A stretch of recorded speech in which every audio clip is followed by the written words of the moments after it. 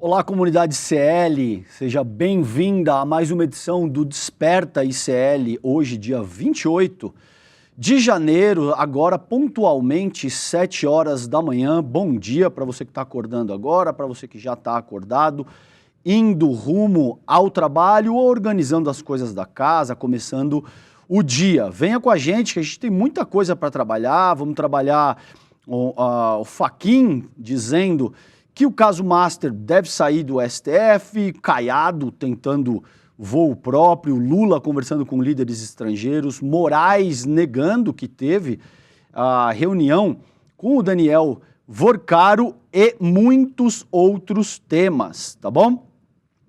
Alex, bom dia, querido, como é que você tá? Tá após... Kleber, Calejão, bom dia, como você tá? Eu tava aqui, fui pego de surpresa Te aqui. peguei de surpresa, desculpa, Sim, cara. fui pego no pulo. Como você tá, Calejão, tudo bem?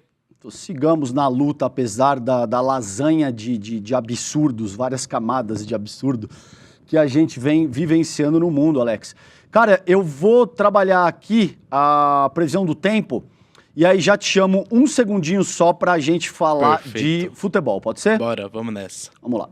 Gente, muito brevemente, não vou me deter muito a isso, então, previsão para o Brasil hoje, dia 28, quarta-feira, chuvas retornam ao sul e temporais se espalham pelo país. Esse texto é da colega Lívia Caetano, tá? No Clima Tempo. Baixa pressão, calor e umidade intensificam as instabilidades nesta quarta-feira, com pancadas de chuva moderadas a fortes, risco de temporais, rajadas de vento e temperaturas elevadas em várias regiões do país. Então, muito brevemente, como eu sempre faço com vocês, tá?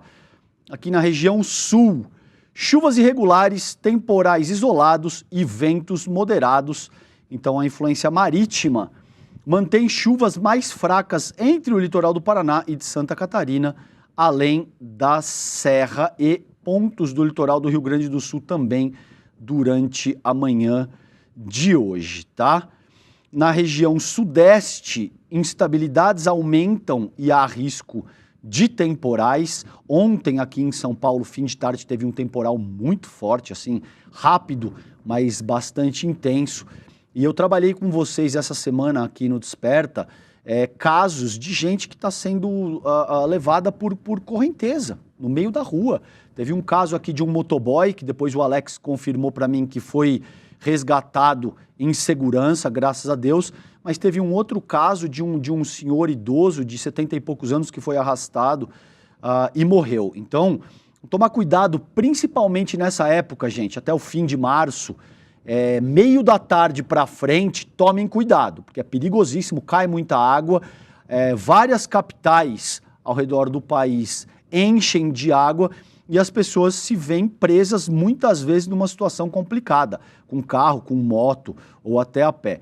Tomem cuidado, tá? Então, instabilidades aumentam e há risco de temporais aqui para a região sudeste, região centro-oeste, calor intenso e pancadas fortes de chuva, tá? No Nordeste, chuvas persistentes, temporais isolados e rajadas de vento. E na região Norte, chuvas intensas e tempo abafado, tá? Alex, antes de te chamar só, eu quero... Não, vamos falar de futebol. Vamos lá, Alex, você tá a postos aí? Vamos embora, vai. O que você tem aí? Eu sei que hoje começa... Você sabe que eu passei a estudar aqui futebol para não passar vergonha na sua frente, que é o nosso especialista. Como é que o Panunzio fala? Que é o Data... Data Alex. A gente parou com isso, mas a gente vai voltar esse ano. Boa. Querido, e aí? Começa o Brasileirão. O que você traz pra gente hoje em termos de futebol, cara? Claro, Calejão, lembrando que o Campeonato Brasileiro estreia hoje com 8 jogos ali na nossa grade pra volta. Pra minha alegria que agora no Desperta vai ter algumas pautas sobre jogos, sobre tudo. Lembrando que é o campeonato mais longo da história, Calejão, por conta de vários campeonatos, Copa do Mundo feminina, masculina, agora de clubes. A CBF alterou o calendário e o Brasileirão, que antes começava ali no finalzinho de fevereiro, entre março, começará entre janeiro e será o mais longo da história. E hoje teremos esses desses 8 jogos, Calejão, teremos o Atlético Mineiro contra o Palmeiras, 7 horas na Arena MRV, Curitiba e Red Bull Bragantino, Internacional e Atlético Paranaense. Teremos a volta do nosso Remo, 32 anos, que não jogava Série A, estreia hoje contra o Vitória, Fluminense e Grêmio, Chapecoense, a nossa querida Chape, volta e estreia ali contra o Santos, teremos também Corinthians e Bahia, e para finalizar teremos no Morumbi ali São Paulo e Flamengo, e além dos jogos, Calejão, temos uma novidade que a CBF ontem anunciou que vai profissionalizar sua arbitragem, serão todos 72 profissionais que serão profissionalizados, 20 árbitros, 40 assistentes e 12 árbitros de VAR, então é algo que já era para ser feito antes. A CBF demorou um tempo para profissionalizar nossos juízes e tudo, que são muito amados pelos torcedores brasileiros, Calejão. Cara, e você quer casar o teu palpite aí com 100% de aproveitamento zero? Como é que era a tua história? Não era, era no mínimo 50% de aproveitamento, não era? Vamos resumir isso para dizer o seguinte, vai ficar gravado aqui, hein? Vai. Quem é que vai levar o Brasileirão em 2026, Alex? O teu palpite. Sim, no primeiro Desperta do ano eu falei que não seria clubista e não serei. O Flamengo será bicampeão brasileiro. O Palmeiras pode ficar ali em terceiro ou segundo lugar, mas eu creio que o Flamengo será campeão do Brasileirão deste ano, Calejão. E você, o que você acha? Muito bem. Eu não tenho propriedade para... Eu vou fazer que nem aquela atriz, lembra que ela disse, eu prefiro não opinar a respeito disso, não tenho propriedade nenhuma. Ô Alex, e parece que tá ganhando corpo o movimento de boicote à Copa do Mundo, né, cara? Você ouviu falar disso aí? Como é que você acha que tem alguma chance disso exercer alguma função de fato na Copa? Sim, então, Calejão, acompanho muito nas redes sociais o pessoal falando sobre boicote na Copa do Mundo. Eu creio que nessa questão pré-Copa pode ser que aconteça, mas a gente sabe que no mundo do futebol, como é um ambiente mais machista, essas questões que estão dentro, eu creio que quando estiver próximo mesmo ali entre abril e maio, essa questão vai ficar um pouco de lado e o povo já vai esquecer tudo o que aconteceu e vai focar só na Copa do Mundo. Então eu creio que essa mobilização é essencial ali pelo que está acontecendo ali nos Estados Unidos pelo Donald Trump, mas eu creio que quando estiver próximo ali da Copa do Mundo, essa questão ficará um pouquinho de lado pela paixão que o povo tem ali pela Copa do Mundo e por reunir todos os países. Infelizmente, né, todas as torcidas que estará lá nos Estados Unidos para acompanhar sua seleção, Calejão. Isso é uma pena, cara, porque é uma ditadura, os Estados Unidos hoje, uma ditadura com um ditador absolutamente violento, assassinando o seu próprio povo e dizendo que as pessoas não podem ter arma, contrariando a própria segunda emenda da Constituição estadunidense, algo que, via de regra, Alex, os republicanos sempre enalteceram, tá?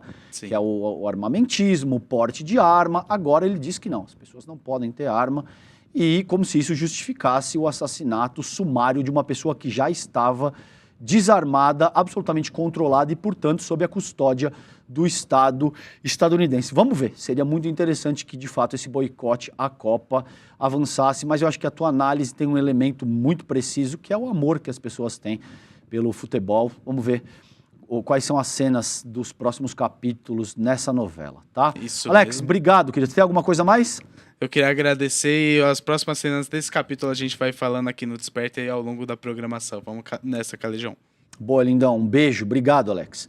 Gente, vamos aqui, ó. Começamos um pouco mais leve falando do futebol, apesar que vocês repararam que hoje em dia, nem quando a gente fala de esporte, de futebol, o tema é mais leve. Existe um estado de coisas tal no mundo que mesmo quando a gente tenta trabalhar temas que são um pouquinho mais tranquilos, acaba esbarrando nesse tipo de coisa que a gente está vendo aí. Invariavelmente pesada a coisa. Gente, olha só. Então agora não tem como escapar. Eu vou trazer isso aqui para vocês porque é algo que está preocupando os cientistas ao redor do mundo. Essa publicação é da redação do G1, foi publicada hoje, dia 28, na madrugada. Tá? Nipah, entenda o que é o vírus com alto índice de mortalidade que causa novo surto na Ásia. Doença está na lista da OMS, a Organização Mundial de Saúde, de patógenos com potencial epidêmico e é transmitida por morcegos, tá? Então, cerca de 110 pessoas foram colocadas em quarentena na Índia em meio a um novo surto do vírus Nipah no país. A doença tem alto índice de letalidade e está na lista da OMS de patógenos com potencial epidêmico. O isolamento aconteceu depois que 2 profissionais de saúde foram tratados no início de janeiro após contrariarem o vírus. O Nipah pode causar infecções respiratórias agudas e encefalite, inchaço do cérebro. É transmitido entre humanos e também de animais como morcegos e porcos. O vírus Nipah é classificado como prioritário pela OMS devido à sua capacidade de desencadear uma epidemia. Não há vacina para prevenir a infecção e nenhum tratamento para curá-la. Ou seja, é um vírus sobre o qual a gente conhece muito pouco, quase nada, pouquíssimo nesse momento, e é um perigo gigantesco, assim como foi, por exemplo, a epidemia da Covid. Vocês podem imaginar o estrago que isso não causaria, ou não eventualmente possa causar, né, no mundo, num momento em que a gente tem negacionistas comandando várias das principais nações do planeta, entre elas, sobretudo, Donald Trump nos Estados Unidos. O Trump, a verdade seja dita, gente, ele começou com aquela conversinha de é só uma gripezinha, não tem problema nenhum, mas prontamente, quando ele percebeu que a coisa ia escalar e era sério, ele voltou atrás e reorganizou a própria postura.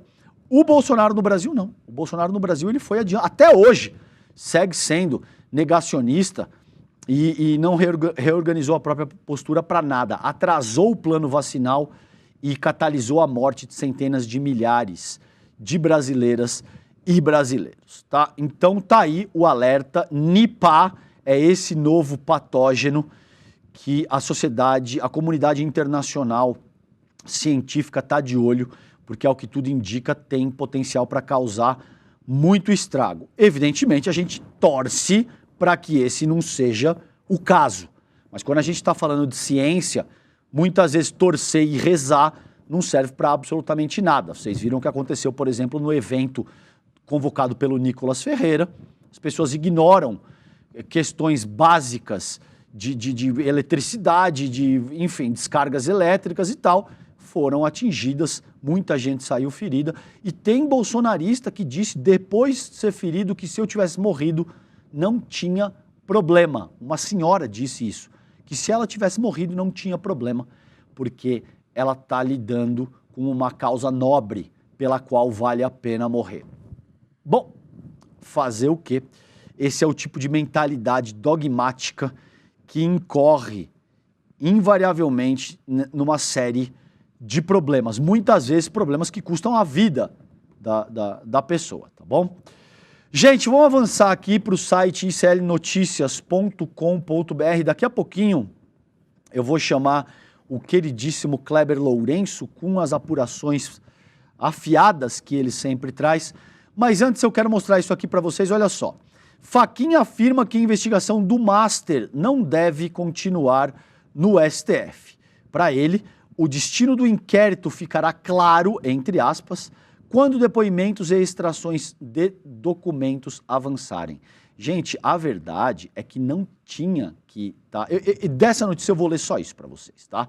Mas assim, a verdade é que isso não deveria ter subido em hipótese alguma. Por quê? Porque o que se alegou para subir para a Corte Suprema do país é que haveria gente com prerrogativa de foro. E aí, sabe, todo um truque retórico, semântico, truque da bolinha para cá, truque da bolinha para lá, acabou que não tinha ninguém. Era um deputado da Bahia envolvido com uma questão que sequer se concretizou. E esse argumento de que a coisa veio para o STF por conta de prerrogativa de foro ficou muito frágil, tá? Para dizer o mínimo. Eu estou eufemizando aqui. Ficou absolutamente comprometido. E aí a gente sabe, o Toffoli vem, bota a mão nisso, bota tudo em sigilo.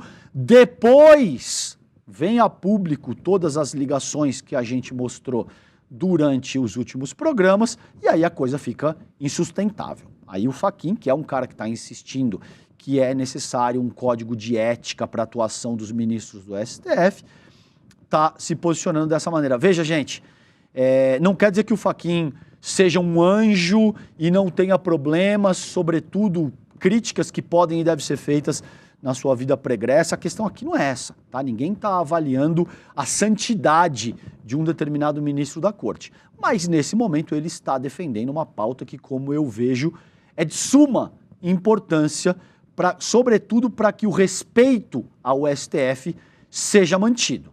Porque se a gente começa a ter esse tipo de coisa que a gente viu ao longo das últimas semanas, a coisa vai complicando. E eu vou trabalhar aqui o posicionamento do Alexandre de Moraes, mais para frente, que nega ter se encontrado com o Daniel Vorcaro numa mansão, que foi o que uma jornalista do Metrópolis, como eu vou mostrar para vocês aqui, trouxe em publicação que ela fez ontem ou antes de ontem. Eu vou ver aqui, não me lembro exatamente de cabeça. Então a gente vai trabalhar esse tema também a seguir, tá? Mas vamos falar com o Kleber. Lourenço, Kleber, você tá pronto aí já? Como é que você tá, cara?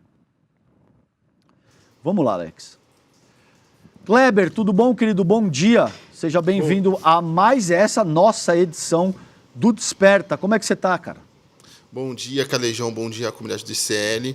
Hoje eu trago algumas apurações interessantes para a gente conversar ali, tanto do Master, e vamos seguir também na nossa cobertura ali, quase que ostensiva, em referente aos militares também. Então a gente tem bastante coisa bacana para falar aí nos próximos minutos, Calejão. Vamos lá, querido. Você quer começar por onde? Quer começar com o orçamento da defesa para inativos, ou você quer começar falando dos outros temas que você listou aí? O que você prefere? Vamos começar pelo Master, o que você acha, Calejão? Bora, vamos lá. O que você traz pra gente nesse sentido? Maravilha. Diante das insistências ali, tanto do presidente da Câmara quanto do presidente do Senado, até cheguei a comentar um pouquinho ontem com vocês que eu ia trazer mais informações sobre isso, mas diante da resistência e da insistência desses líderes de não instalarem a CPI do Banco Master ou fazerem sinalizações referentes a esse assunto, os parlamentares, tanto da Câmara quanto do Senado, já buscam alternativas para que eles possam investigar o escândalo bancário do Daniel Vorcaro, né? Eu conversei com diversos parlamentares, senadores, com o senador Alessandro Vieira, que vai ser relator da CPI do crime organizado. Eu também conversei com o senador Eduardo Girão, que é um dos responsáveis pelo requerimento de instalação da CPI do Banco Master no Senado, e também com o deputado Rodrigo Hollenberg, que é responsável pelo requerimento dessa CPI na Câmara, além de membros da CPMI do INSS, que falaram sobre as alternativas para isso. E ficou um cenário muito claro de que a CPI do INSS e a CPI do crime organizado serão alternativas para investigarem esses crimes. Os deputados falam sobre algumas dificuldades dessa estratégia, mas já que não há nenhuma sinalização dos presidentes das casas de que serão investigados esses casos no Congresso Nacional, eles vão usar essas comissões como alternativas para isso dentro dos seus objetos de investigação. Eu até conversei, trouxe um vídeo do senador Eduardo Girão, que conversou comigo sobre o assunto. Eu vou pedir para a nossa equipe colocar o vídeo na tela. Vamos lá, Alex, está na agulha aí? Olha, esse caso do Banco Master, esse escândalo, maior fraude do sistema financeiro do Brasil, com certeza, une a direita, a esquerda, o centro, a suprapartidário.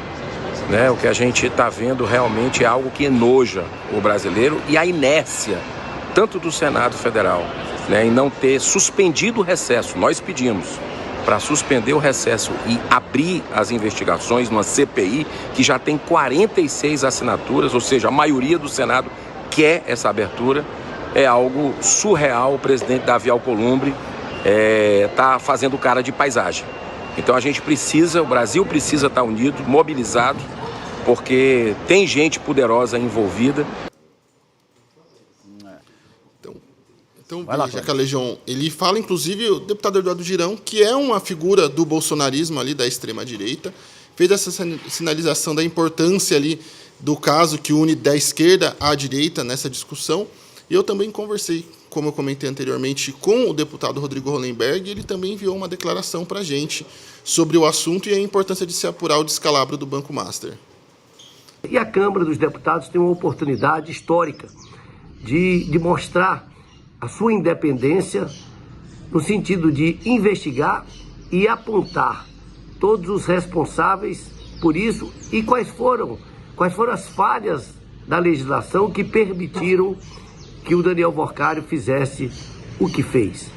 Portanto, eu espero fortemente que o presidente Hugo Motta, com o apoio dos líderes, determine imediatamente a instalação da CPI para investigar o escândalo do Banco. Kleber, eu queria te ouvir porque me parece que existe uma disputa política, que até certo ponto é natural, sobretudo num ano eleitoral, considerando um tema tão polêmico e que ganha tanta ressonância junto à população. Agora, te parece, quando você conversa com senadores, você falou do Alessandro Vieira, é um nome que está em muito destaque aí, que isso vai ter o mínimo de isonomia no sentido de convocar, por exemplo, porque tem figuras do Centrão que estão envolvidas com isso até o pescoço. Você tem figuras como Ciro Nogueira, você tem figuras como Rueda, você tem o Ibanez, você tem várias figuras. O Ibanez, por exemplo, que vem passando absolutamente ileso a tudo o que aconteceu durante o país, principalmente em 2022, naquela questão do golpe e tal. Como é que você avalia isso? Você acha que isso vai ter essa dimensão de convocar figuras, independentemente do seu partido? Porque a fala do Girão ali já vem com essa conversa de é um movimento suprapartidário toda vez, Kleber Lourenço, que se veio com essa conversa de escola sem partido, de movimento suprapartidário, invariavelmente a gente sabe muito bem como é que a banda toca quando esse é o termo suscitado. Kleber, como é que você avalia isso?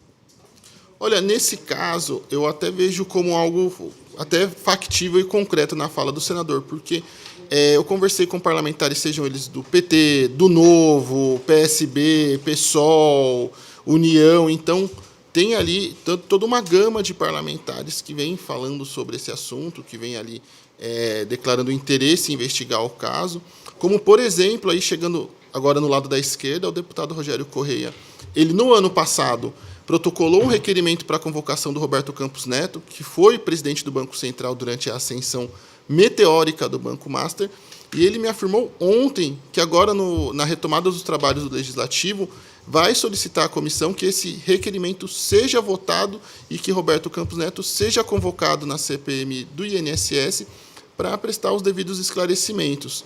Ao mesmo tempo que a gente tem o Alessandro Vieira, mais identificado ali com políticos do centro e da direita, falando que também vai fazer investigações nesse sentido para apurar, inclusive, envolvimento de autoridades, até mesmo do judiciário, nesse caso do Banco Master. Então, é um clamor ali que vai de PL a PT.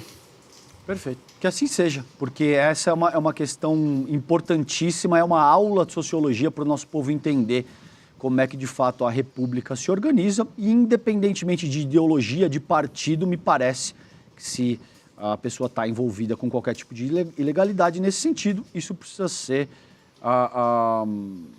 avaliado, precisa ser exposto e a pessoa precisa ser punida, tá? Sim. Alguma coisa mais sobre esse tema? Você quer girar a pauta? Tem aqui militares pressionando o Lula por quase 1 trilhão em investimentos, é isso, cara?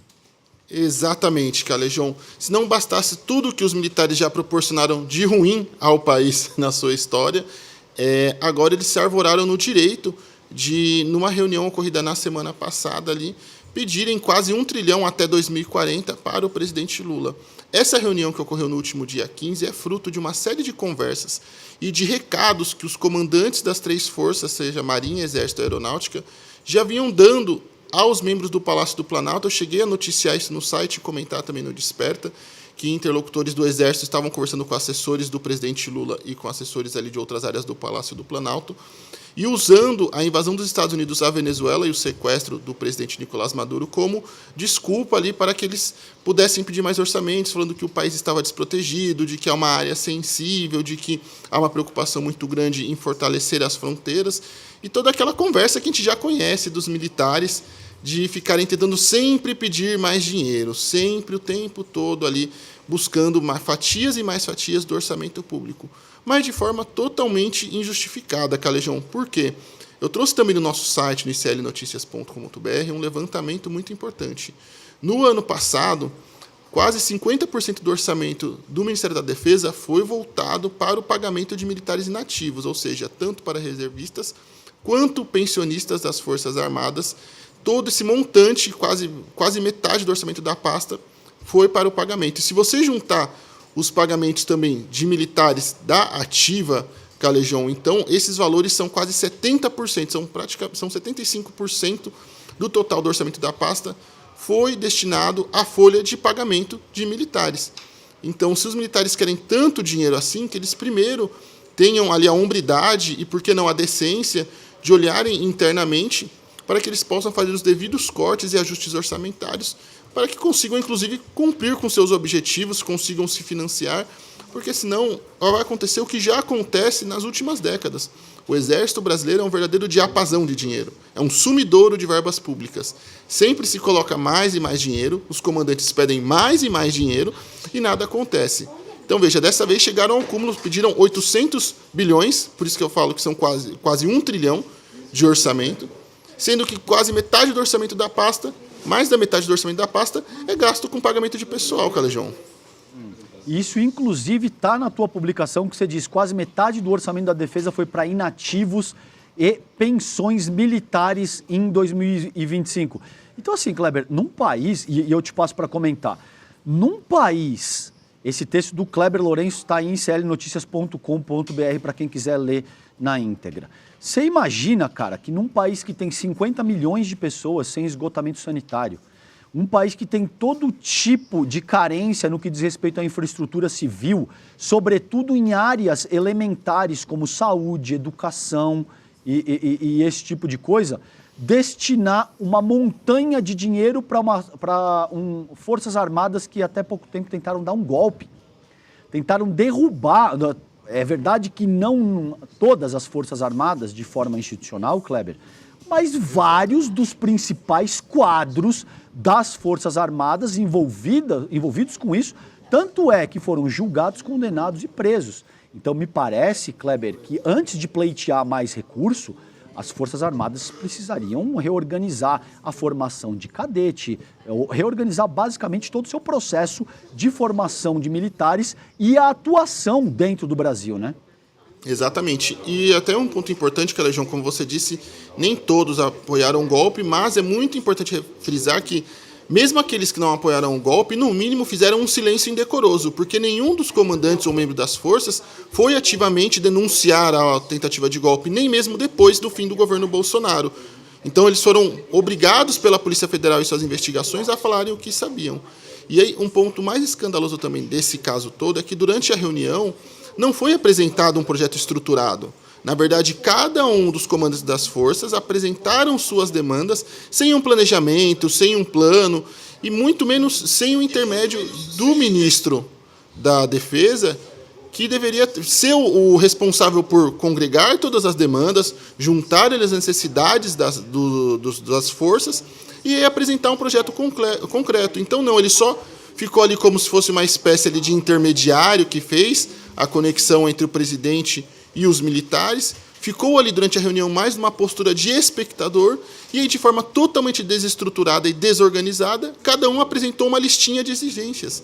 Então, mais uma vez, eles pedem dinheiro sobre a desculpa de defesa da soberania nacional, mas não apresentam nenhum projeto de defesa da soberania, nenhum projeto de defesa ali das fronteiras e nenhum projeto estruturado que possa ali realmente prover segurança e força militar para o Brasil.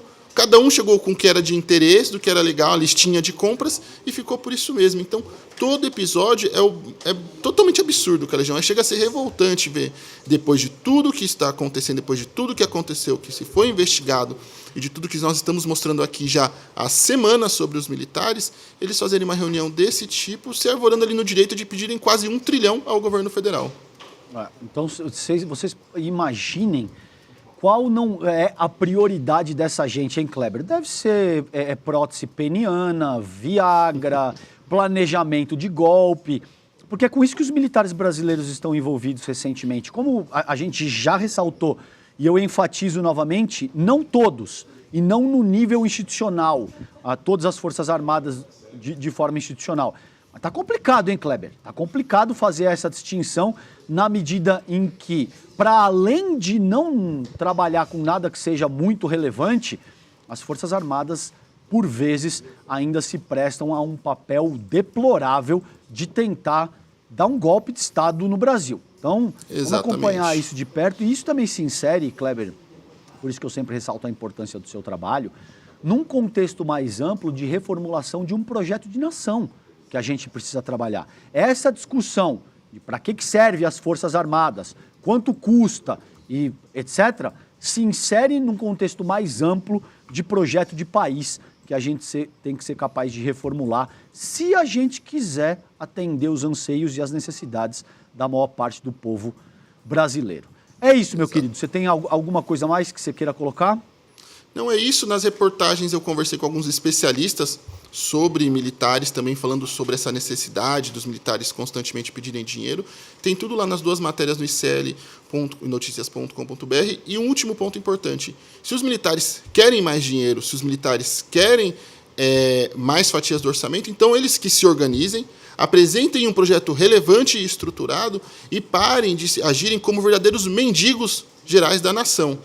Que é isso que eles fazem o tempo todo, há décadas. Então, que eles criem uma postura, de fato, de estadistas, que eles se organizem e parem de o tempo todo trabalhar contra o país. Porque, historicamente, o que temos é isso. São as Forças Armadas atuando contra o progresso do país, e isso é inadmissível. E é mais inadmissível esse tipo de reunião acontecer de forma totalmente bagunçada e desorganizada, onde cada comandante apresenta a sua exigência e o ministro da Defesa fica quieto. Ele não é ele quem traz as demandas, ele apenas fica ali como uma espécie de garçom, de concierge dos militares. É um absurdo e isso precisa acabar, Calejão. Olha, eu te diria que é justo, te diria mais, eu diria que é justíssimo o seu pleito e diria que você contribui diretamente com esse processo, fazendo o escrutínio desse tipo de coisa, publicando, fazendo o bom jornalismo crítico que nos é peculiar. Kleber, obrigado, querido. Até amanhã. Até, Calejão. Um abraço. Tchau, tchau. Um abraço. Tchau. Gente, vamos lá para isso aqui, ó. Vocês sabem que a questão eleitoral tá pegando fogo, né?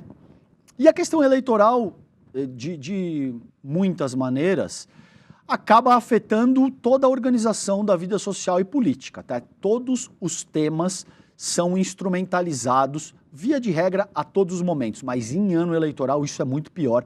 E vocês vão ver por que eu vou trabalhar esse tema de forma central no Desperta hoje com vocês. Mas antes, a gente vai falar do caso Master, do Moraes, das publicações que saíram recentemente. Eu vou trabalhar isso com vocês daqui a pouquinho, tá bom?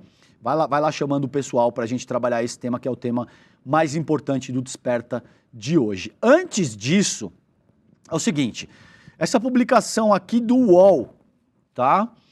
Da redação do UOL, foi publicada ontem, 10h42, e atualizado hoje cedo, 6 horas da manhã. Ao lado de Leite e Ratinho Júnior, Caiado anuncia ida ao PSD. Passo adiante. O governador de Goiás, o Ronaldo Caiado, anunciou sua filiação ao PSD na noite de ontem, horas após comunicar sua saída do União Brasil. Tá? O Caiado afirmou que ele é grato à União Brasil, mas é hora de dar um passo adiante, entre aspas, são palavras dele. O anúncio foi feito ao lado dos governadores Eduardo Leite, do Rio Grande do Sul, e Ratinho Júnior, do Paraná. Sem oficializar uma pré-candidatura, Caiado afirmou que, dentre os três, quem sair candidato à presidência da República terá o apoio dos demais. Ou seja, gente, está se formando um consórcio aí entre Ratinho Júnior, Caiado, Leite, muito provavelmente Kassab, Tarcísio deve de alguma forma entrar nessa questão, porque ele já anunciou que ele não vem para a presidência da República nessa ocasião. Ele vai se lançar à reeleição do governo do estado de São Paulo, a não ser que algo muito atípico aconteça nas próximas semanas, porque essa janela vai fechando, tá? Se eu não me engano, é questão, acho que em março, abril, no máximo, tudo isso tem que estar definido, e os movimentos, os respectivos movimentos, já tem que ter sido tomados, tá? Então, por que eu trouxe essa questão? Porque o Caiado é um candidato super competitivo que de fato é um ator relevante? Nem tanto, para dizer o mínimo. O Caiado não é. Ele é muito menos competitivo do que o Flávio Bolsonaro, por exemplo. A questão é que o Flávio também não é tão competitivo quanto essa, digamos assim, ala do centrão, das raposas da política tradicional gostariam que ele fosse e, portanto, ele não é capaz de aglutinar apoio ao redor dele. Eu fiz essa análise. Eu disse, não faz diferença porque o Flávio ou o Jair é a mesma análise que é feita nos Estados Unidos, o Trump ou o J.D. Vance. Gente, em política institucional e, no mais, nas questões sociais de uma forma mais ampla, cada pequeno detalhe faz diferença. Então é óbvio que o Flávio Bolsonaro não tem a mesma capacidade de aglutinar, de promover mobilização social como o pai dele tinha. E aí ele é um candidato fraco que não vai ser capaz de atrair o apoio de outras figuras que ao longo da vida estão pleiteando uma oportunidade como essa. O Caiado está nessa função aí há 40 anos agora. Nunca conseguiu sequer chegar perto de nada mais expressivo, tá? Então, é isso que eu queria trazer para vocês no que diz respeito a essa notícia, porque parece que a fragmentação tende a se reduzir de um lado, mas ela cria mais fragmentação do outro. Esse é o paradoxo que a extrema-direita vive nesse momento. Porque se qualquer um desses, convenhamos, raciocinem comigo um segundo aqui, se o Caiado, se o Ratinho Júnior ou se o Eduardo Leite, qualquer um desses três, fosse forte o suficiente para bater de frente com o Lula, ou fosse mais forte do que o Flávio ou que o Tarcísio, que são os dois quadros principais da extrema-direita nesse momento, eles não precisariam fazer isso. Né? Eles anunciariam uma pré-candidatura e o apoio dos outros ao redor dessa figura mais forte. Eles não fazem isso porque não é o caso de absolutamente ninguém na extrema-direita hoje. A figura mais forte, eu vou ser honesto com vocês aqui, da extrema-direita hoje, é o Nicolas Ferreira. E é um cara que ainda não tem 35 anos e, portanto, não pode pleitear uma série de cargos majoritários, tá? Porque como eu vejo, o Nicolas é mais forte do que Caiado, Ratinho, até mais forte do que o Flávio Bolsonaro e que o Tarcísio de Freitas. Então, a coisa vai se encaminhando para um processo que ainda vai permanecer, vai manter a extrema-direita muito fragmentada, tá? Gente, muito bem, 7 horas e 37 minutos, tirem as crianças da sala, porque agora a coisa vai ganhar um tom, digamos assim, quase que pornográfico, tá? Vamos lá. Põe na tela para mim, Alex. Essa aqui é a matéria da coluna da Andressa Matais, né? Que relata que o encontro de Moraes com o presidente do BRB na mansão de Vorcaro do Master. Esse é o título da publicação da jornalista Andressa Matais, tá? E aí do lado, como vocês estão vendo, eu estou mostrando para vocês, para evitar qualquer tipo de confusão. Ela coloca vídeo, ela coloca o encontro de Moraes com o presidente do BRB na mansão de Vorcaro do Master e vídeo do lado em vermelho. Olha só, eu tenho certeza que a maior parte da nossa audiência aqui não estuda jornalismo, né? Agora, pode deixar na tela, por favor, Alex, isso. Não precisa estudar jornalismo e não precisa ser doutor em semiótica para entender que o que essa publicação está fazendo é sugerir que existe um vídeo sobre o encontro do Moraes com o presidente do BRB na mansão do Vorcaro, que era o dono do Master, o banco que foi liquidado. Não é isso? Só que esse não é o caso. O que essa publicação diz é que essa é a Andressa Matais, faz uma análise em vídeo a respeito daquilo que ela está dizendo. Vamos ver o que é que ela está dizendo? Que é o seguinte, ó. O ministro Alexandre de Moraes esteve na mansão do empresário Daniel Vorcaro, do Banco Master, em Brasília, ao menos 2 vezes. Foi na casa do banqueiro que o ministro conheceu o então presidente do BRB, o Paulo Henrique Costa, tá? O encontro ocorreu em um fim de semana do primeiro semestre de 2025. Vorcaro pediu que Paulo Henrique fosse até seu endereço no Lago Sul, área nobre de Brasília, porque o homem estava lá, entre aspas. 4 pessoas presenciaram a cena relatada à coluna. Moraes estava acompanhado de um assessor. Ao chegar, o então chefe do BRB foi apresentado a Moraes, que estava em um ambiente reservado da mansão. Naquele momento, o Master buscava no BRB sua tábua de salvação para evitar fechar as portas. Durante o encontro, Moraes e Paulo Henrique trocaram impressões sobre o assunto. A cena foi narrada à coluna com detalhes por testemunhas, tá? Quem são as testemunhas?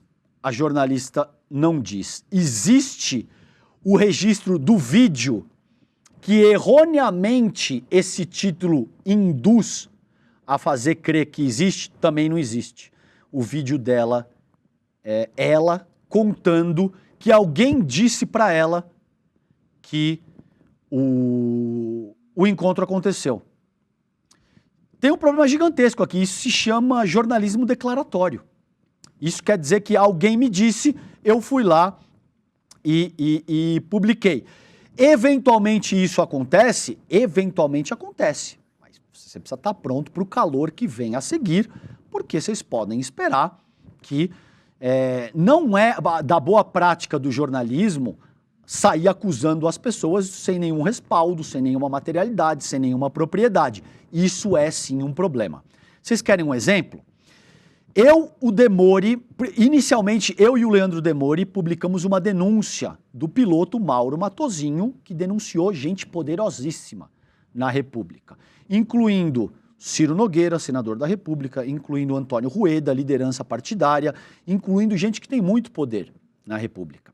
Sabe o que aconteceu logo de cara? Ele veio de forma anônima. A gente apresentou a denúncia e ele não colocou a cara. Ele não se apresentou para a sociedade. Eu e o Demore e o ICL apanhamos de todas as formas que vocês possam imaginar.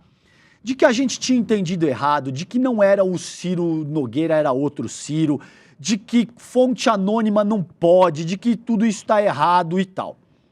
Ato contínuo, o Mauro Matosinho vem, se apresenta, sustenta tudo o que ele disse, inclusive com um depoimento junto às autoridades competentes. Aí ninguém falou mais nada. Ainda assim, existe uma diferença brutal entre mexer com uma questão dessa ordem e apresentar o nome de quem está botando a cara, porque ele está dizendo, eu vi, eu testemunhei tudo isso e eu estou disposto a relatar em juízo, aliás, tudo o que eu vi. E simplesmente colocar uma matéria, põe na tela de novo, Alex, por favor, colocar uma matéria como essa, com um título que diz o encontro de Moraes com o presidente do BRB na mansão de Vorcaro do Master, vídeo em vermelho, e depois você vai ver, não tem vídeo nenhum.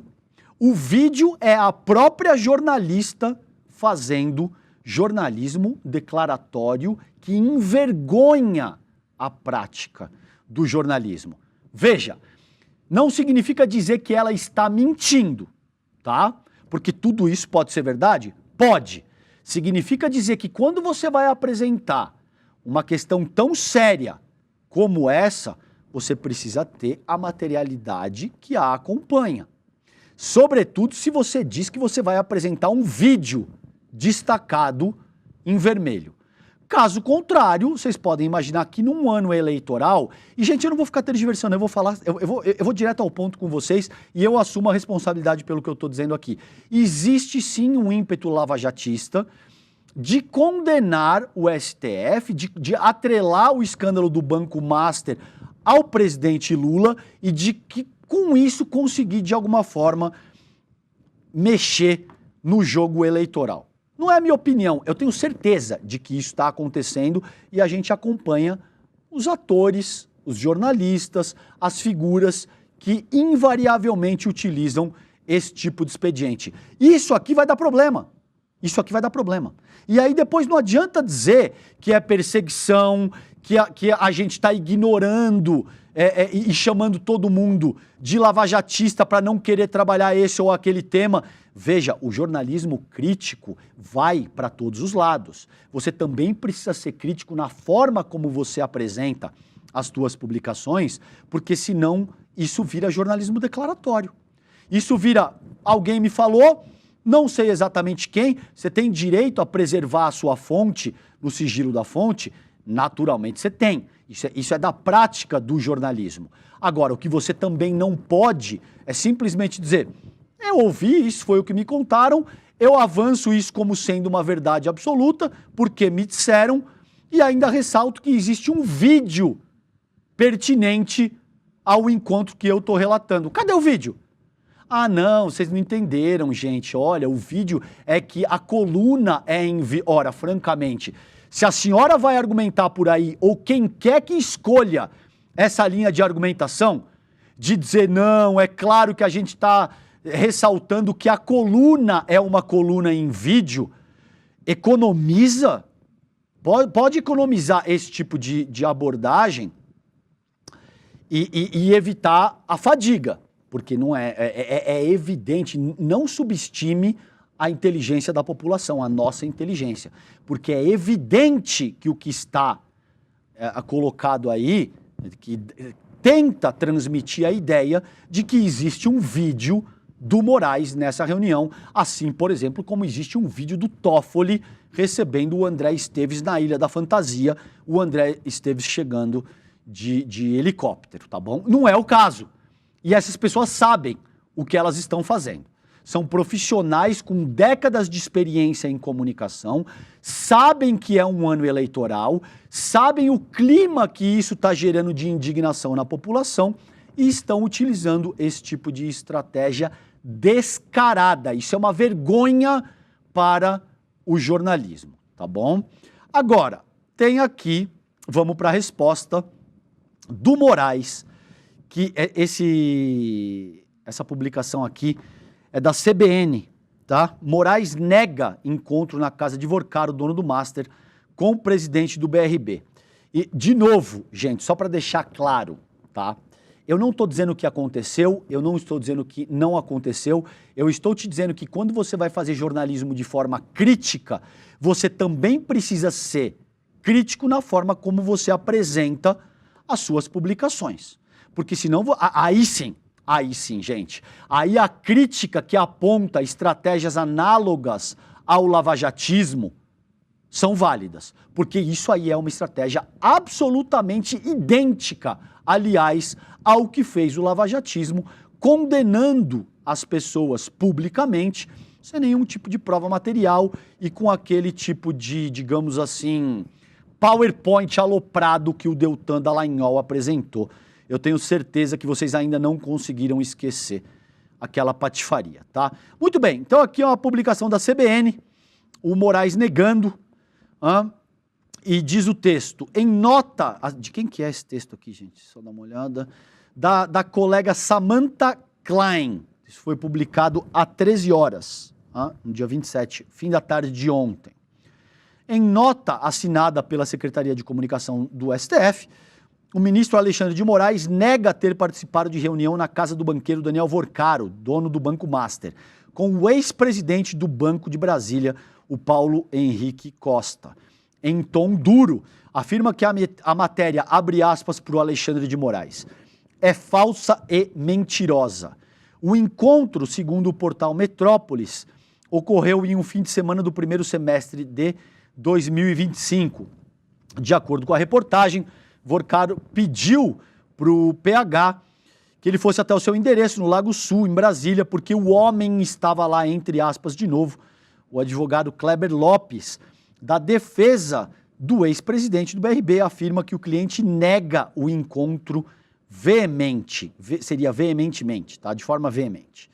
Bom, a nota do Alexandre de Moraes, abre aspas, a matéria do portal Metrópolis sobre uma suposta reunião do ministro Alexandre de Moraes, acompanhado por um assessor com o então presidente do BRB, o Paulo Henrique Costa, em um fim de semana do primeiro semestre de 2025, na casa do banqueiro Daniel Vorcaro, é falsa e mentirosa.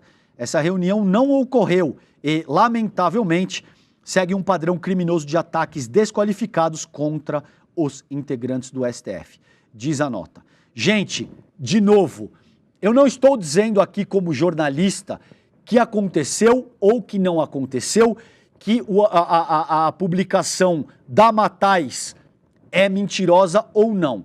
Agora, é uma publicação irresponsável, sim, na medida em que faz jornalismo declaratório. Não tem nenhuma materialidade mais densa para sustentar, por exemplo, o que a gente viu no caso do Toffoli, o que a gente viu em outras circunstâncias. Se isso aparecer, prestem atenção no que eu vou dizer para vocês, se isso aparecer entre hoje e amanhã, e a coluna dela publicar qualquer tipo de prova mais densa, o tal do vídeo ao qual ela faz alusão, amanhã eu vou voltar aqui com vocês no Desperta e vou trabalhar o material dela e vou falar, tá aí o vídeo que ela disse que existia.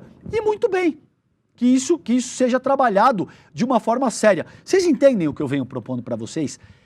Trabalhar jornalismo num nível crítico é exatamente isso.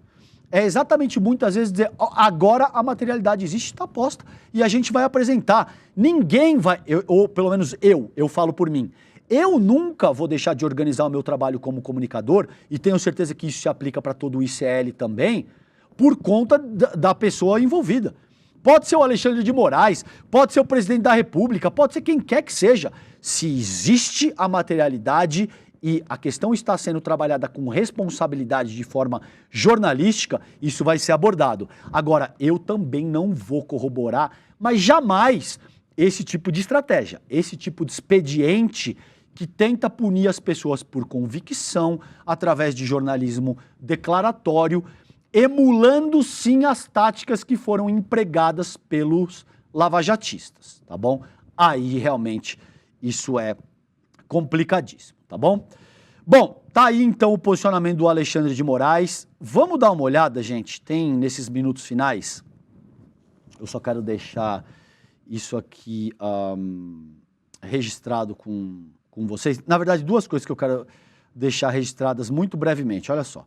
A primeira é essa notícia do G1, das colegas Kellen Barreto e Fernanda Ronevá. Lula fala com 14 chefes de Estado em meio à incerteza internacional com Venezuela, Gaza e Groenlândia. O presidente intensifica a articulação diante de disputas e conflitos internacionais. O Trump prendeu o Maduro, está ameaçando a Groenlândia, criou uma gangue da paz agora para tentar exercer ingerência de forma absolutamente descabida no mundo inteiro e está, inclusive, matando os seus próprios cidadãos, tá? Nos Estados Unidos, de forma, assim, indiscriminada, as pessoas já rendidas, e o trumpismo está, de fato, matando as pessoas. Então, quero deixar registrado esse primeiro movimento do Lula. O Lula, se eu não me engano, gente, ao longo dos últimos 40, 50 dias, se encontrou ou conversou com todas as principais lideranças do mundo, do sul global. Ele falou com o Xi Jinping, ele falou com Putin, ele falou com Mahmoud Abbas, da liderança palestina, ele conversou com as principais lideranças, conversou com lideranças europeias, tá? Então, o Lula está se movimentando de uma maneira muito forte nesse sentido, e é o que diz o professor Leonardo Trevisan, que vocês acompanham aqui. O Lula se tornou um ator incontornável na sociedade internacional. Ele é hoje uma das grandes lideranças do Sul Global, talvez a maior liderança do Sul Global, depois de Xi e de Putin, que tem, por razões óbvias, tá? Pela potência que tem nas mãos, pela potência militar, pela potência econômica que esses dois presidentes têm nas mãos, o Lula é, sem dúvida, uma das personalidades mais respeitadas, ouvidas e procuradas da sociedade internacional. E aí eu quero trazer, para encerrar com vocês hoje, gente, essa publicação do Jamil Chad. Gente, se vocês não estão acompanhando a coluna do Jamil Chad no iclnoticias.com.br, vocês estão perdendo o melhor jornalismo de internacional eu me atrevo a dizer não só do Brasil, mas da América Latina e do mundo. Por que dizer não? Ninguém manja mais desse riscado, desse Paranauê, que o Jamil Chad, tá bom? Diz o texto dele, isso aqui foi publicado agora há pouco, quase 6 horas da manhã. Governo Trump prendeu acadêmica por publicar artigo contra Israel, tá? Leia o que ela escreveu. Eu só vou deixar aqui a chamada, aí o documento, o Trump prendendo as pessoas por se posicionarem publicamente, o que contraria a primeira emenda, o que eles chamam de First Amendment, e dizendo que as pessoas agora não podem andar armadas. Veja que curioso, um sujeito que insistiu, um sujeito armamentista, que insistiu nisso a vida inteira, apoiado na segunda emenda da Constituição estadunidense, que garante o direito do cidadão andar armado. Claro, com as devidas permissões, com toda a burocracia pertinente ao caso. Agora o Trump está dizendo que não, que os estadunidenses não podem ter opinião e não podem andar armado sob pena de serem executados sumariamente ou de serem detidos à revelia da lei, tá bom? E por fim, gente, olha, só quero deixar o registro disso aqui também, ó. A PGR sendo acionada após ato liderado pelo Nicolas Ferreira, no qual várias pessoas saíram gravemente feridas, tá? E a PGR agora sendo acionada para apurar a conduta do Nicolas na organização da chamada marcha que foi realizada na BR-040, foi encerrada em Brasília, tá? Se eu não me engano, a representação foi protocolada pelos deputados federais Lindbergh Farias, líder do PT na Câmara, e o Rogério Correia, também do PT de Minas Gerais, tá? Além de tudo, o Nicolas veio com uma empáfia, como quem diz, tudo bem, não aconteceu nada, eu não tenho nada com isso. Veja, o Nicolas fez 2 pontos quando ele se dirigiu à imprensa depois do ocorrido. Ele disse, basicamente, primeiro ponto, a culpa não é minha, porque isso é um evento natural, não tem absolutamente nada que a gente possa fazer a respeito. Esse é o nível de um cara que quer governar um estado, no limite quer ser presidente da República. Não tem nada que ele possa fazer. Tava chovendo, tava caindo um monte de raio, paciência, as pessoas foram atingidas. E depois ele simplesmente disse, ele reclama da imprensa. O segundo ponto que ele faz é dizer, nossa, mas que curioso, eu não vi ninguém aqui me dando ibope quando eu estava fazendo o meu truque de marketing político, mas agora que as pessoas foram gravemente feridas por um raio, vocês estão aqui tentando entender o que aconteceu. Ele ainda teve a desfaçatez de culpar a imprensa por estar fazendo o seu trabalho, tá bom? Gente, Mapa da Mina, vocês sabem, é amanhã, tá chegando. Inscreva-se agora, despertaicl.com.br ou aponte o seu celular para o QR Code aqui na tela. Gente, isso aí demora literalmente 20 segundos para fazer a inscrição e vocês terão acesso ao que existe de melhor na análise, em previsões, em acompanhar como os indexadores vão se comportar ao longo de 2026. No ano passado, o Moreira, que é a pessoa, o Eduardo é a pessoa responsável por organizar, é óbvio que tem um time sob o comando dele, mas ele é a produção intelectual desse negócio, acertou absolutamente tudo. Então, o que você... E tá lá, não adianta... Eu não poderia mentir para vocês pegam o documento, vai lá e falam, não. Ele falou que o dólar ia chegar a 6,50. Não. Todos os indexadores para os quais o Edu Moreira olhou, taxa de juros, dólar, o que mais, eventualmente, vocês possam imaginar, ele acertou e está lá registrado, aconteceu em 2025. Portanto, nesse ano, ele está com muito crédito para dizer, olha, a coisa deve se repetir e o Edu oferece subsídio para que você esteja preparado, para que você entenda o jogo da economia global e para que você, portanto, tenha condição de aplicar o seu suado dinheirinho da melhor maneira possível, tá bom? Mapa da Mina é amanhã. Que horas que é, Alex? 19 horas, é isso? 8 horas. Tá aqui, perdão, tá na tela, desculpa. Quinta-feira, amanhã, 20 horas, 8 horas da noite, imperdível, mas inscreva-se agora aqui nesse link, despertaicl.com.br ou através aí do QR Code que tá na sua tela, tá bom? Gente, por hoje é só. Aí, ó, que maravilha! Chama o líder! Vivian Mesquita, chama o líder! A gente passa na liderança pro N1 sob o comando da Vivian Mesquita e o nosso time de craques, que ficam agora com vocês, tá bom? Beijo grande, até amanhã. Tchau, tchau, gente. Fala, turma! É amanhã o nosso evento, o Mapa da Mina 2026. Um evento importantíssimo, porque vai trazer as previsões de 2026. Um ano onde as pessoas estão extremamente apreensivas e nervosas em relação à questão da economia. Com razão. Tudo isso a gente vai falar amanhã. É às 8 horas da noite no horário de Brasília, tá bom? Não tem replay. Então coloca na agenda e amanhã a gente se